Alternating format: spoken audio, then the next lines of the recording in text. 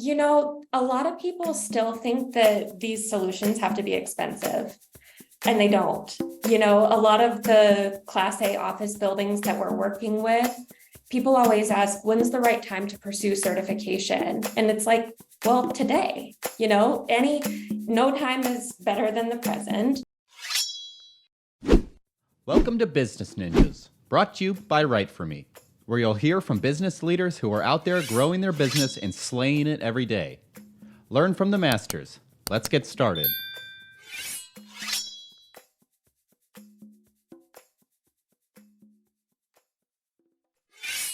Hey everybody, welcome back for another episode of Business Ninjas. I'm here today with Angela Spangler. She's a senior director on the global market development team at the International Well Building Institute. Angela, welcome to the show. Thank you. It's great to be here. Yeah, excited to have you. So Angela, why don't you start and tell us a little bit about yourself? Absolutely. So I have been in the wellness industry for the past decade. I actually studied everything from architecture, psychology, research in a biology lab, got my master's in human environment relations from Cornell University, and I have been crazy enthusiastic and passionate about health and well-being in the built environment. I love that. That's fantastic. Sounds like you've had an interesting journey, in academia leading up to where you are now. So tell me a little bit more about the International Well Building Institute. So the International Well Building Institute, or IWBI for short, is the global authority on creating people-first places. And we do that through our evidence-based framework called the Well Building Standard. The Well Building Standard seeks to create better environments where all people can thrive, whether that's through building design, policies, or operations. It creates a series of recommendations that organizations can implement to really improve human health outcomes. Interesting. So tell me, let's dive in a little bit more. Tell me a little bit more about, this well building standard. So the standard is based on a 10 concept framework, and it's all evidence-based and third-party verified. So we'll set the strategy on things like how clean the air needs to be, how clean the water needs to be, what the acoustics, the temperature, the lighting should be. And all of these recommendations are based with the sole focus on improving human health outcomes. Mm-hmm. So as I mentioned before, it could be anything from design strategies, like encouraging more physical activity by building a grand central staircase, or it could be policy-related features, something that has to do with mental health support, encouraging people to take time off when they're sick, giving people paid time off when they have families or expand their families. So it's really this holistic framework. One of the kind of key differentiators of our program is that everything is third-party verified, whether that's through on-site performance testing or whether that's through, a set of documentation review. Anyone on the line who's familiar with the LEED framework, LEED is really all about environmental sustainability, and WELL is really all about human sustainability. So that's kind of a helpful context to think about the program. That's fantastic. And I imagine, the work that the Well Building Institute is doing is very impactful on the well-being and, the state of, different companies. Absolutely. We have seen tremendous growth over the last few years. The origin story for Well started way back in the early 2000s when our founders were actually working on Wall Street. They entered their LEED Platinum certified building and thought, what about the people? And so they started upon a long research journey with leading building health professionals, leading medical professionals, partnerships with organizations like the Mayo Clinic, really to study how space influences human health. And when we started back in 2014, we were in our very first iteration of the standard. Fast forward a few years, we introduced a second version of the standard. We introduced an opportunity for organizations to apply subsets of the standard. And we've really seen exponential growth in the last few years in particular. One of the key things that's changed about my role in the past few years is that I used to have to explain that air quality was important. And I think now everyone just kind of gets it, right? So it's been really rewarding to see this collective understanding of how space does influence your mental health and your physical health and all of these aspects of who you are as a person. And do you find that the Well Building Institute tends to interface with different industries more than others? Do you see trends in that? Absolutely. So we don't discriminate. We work with all organizations of any size. It's in the name international. We've got projects in over 125 countries around the world. Currently, we're working with more than 25% of the Fortune 500 organizations. And we'll work with anything as small as your local school district, maybe a retail institution, your gym, any building type can benefit from applying the strategies within the Well Building Standard. That's fantastic.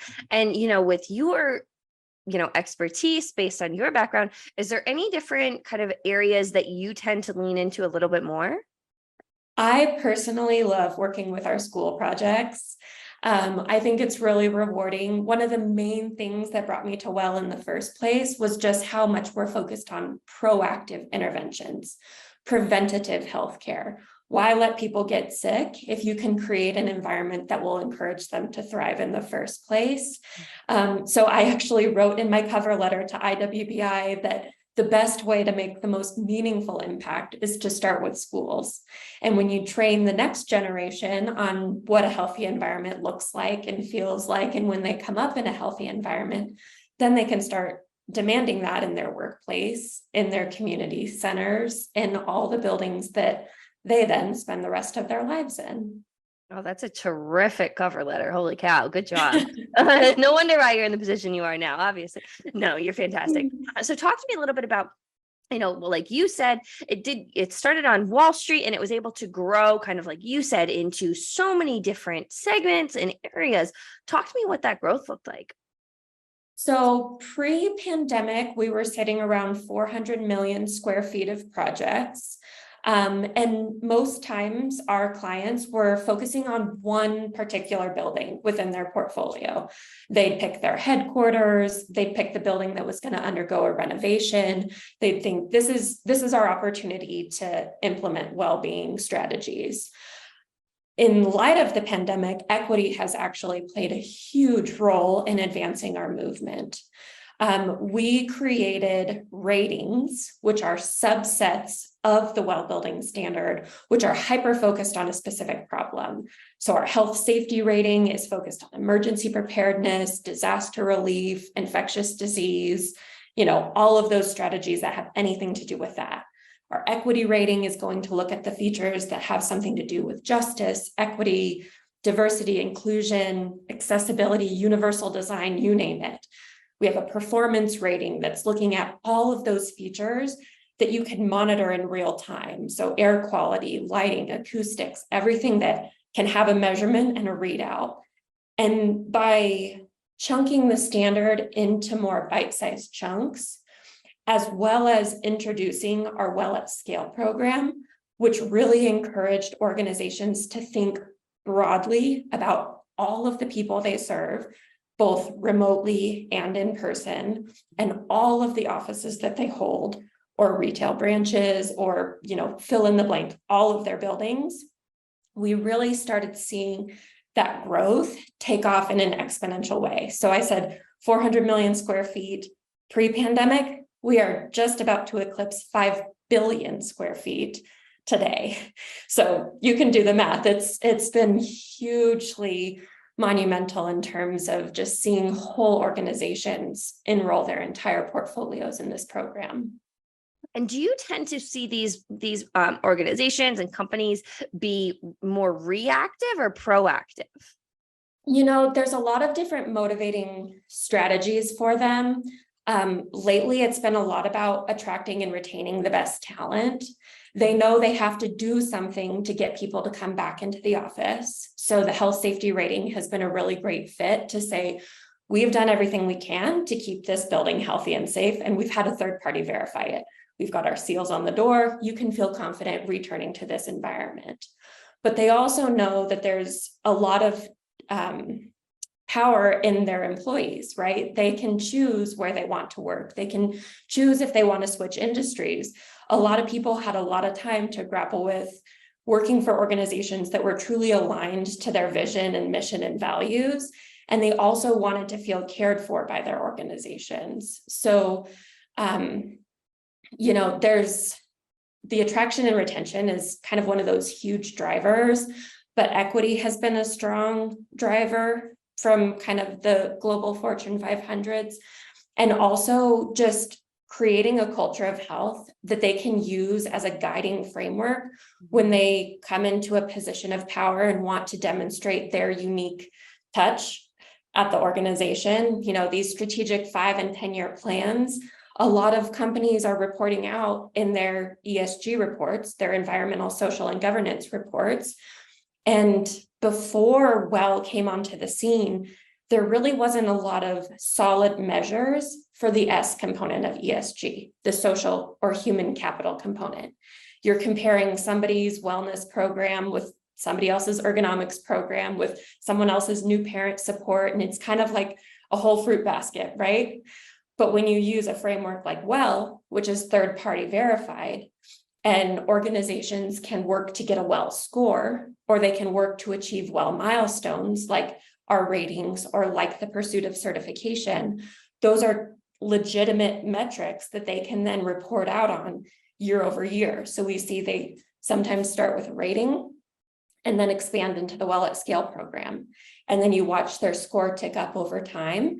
And that's something that they're really proud to promote annually in these reports. Mm-hmm. And do you think it's being, third party verified, having those legitimate metrics that are some of the ways that the WELL Building Institute is really able to separate itself from its competition? Absolutely. There's really no other solution on the market that does go through this much rigor. The science behind every strategy and the fact that you could go online today, wellcertified.com, and read the whole standard in detail and see all of the citations and click down the links and see, okay, this is how it's relating to this aspect of my health. That is unheard of. And so that's always been something that I've been really proud of our organization for, coming from such an academic background. I studied this before the WELL Building Institute even existed, and I've always been passionate about these topics, but seeing the science behind it and then holding our clients to a high standard of rigor, saying, you could design to a checklist, but until you do your on-site performance test, you don't actually know how clean the air is. If you could see it, that's a real problem. But you can't say that you care about things that you don't measure and that you don't establish a baseline for. So that really provides a lot of legitimacy and credibility to the solution that we offer. I think that's really interesting. And, Angela, with your background and your experience, I'm curious to pick your brain a little bit and hear if there are any common misconceptions that you tend to hear often, not necessarily about the WELL Building Institute, but maybe the industry in general. Anything that comes to mind when I ask that question? Yeah, a lot of people still think that these solutions have to be expensive, and they don't. A lot of the Class A office buildings that we're working with, people always ask, when's the right time to pursue certification? And it's like, well, today, no time is better than the present. And you can achieve certification at the highest levels in historic buildings. Our building's a landmark building in New York City. It's remarkable when you see just how standard a lot of these practices have become. And the real solution that we're offering is thinking about it holistically, right? Thinking about how you're promoting community engagement, what types of strategies you have around mental health support. Do you have a nourishment program? Are you offering food on site? Is it the right type of food? Are you encouraging people to be more active or more engaged with their neighbors. Loneliness pandemic is a real thing, especially with hybrid work. So it's just thinking about things in a much more comprehensive way, and knowing if you're expecting your employees to bring their whole selves to work, then you should supply an environment that really supports them to do that. I think that's terrific. And it sounds like the Well Building Institute really takes a people-centric approach and really focusing, like you mentioned, the ESG reports, really focusing on that, that social and human capital portion of a company. Absolutely. Yeah. Yeah. People first places. Yeah. Oh my gosh. Well, Angela, I think this has been a terrific conversation. As we start to wrap up, is there anything that you want to leave our listeners with, whether it be advice, another note on the Well Building Institute, anything you want to leave our listeners with? Some of the best advice that I received early in my career was to build relationships. And in this people first places movement, this healthy building movement, a building is nothing without the people inside. And there's been so many incredible opportunities that I've been able to participate in throughout my career based on the relationships that I've made. So pretty much whatever role you find yourself in, always make allies at work and at other organizations, because it's really helped me advance a lot in my career.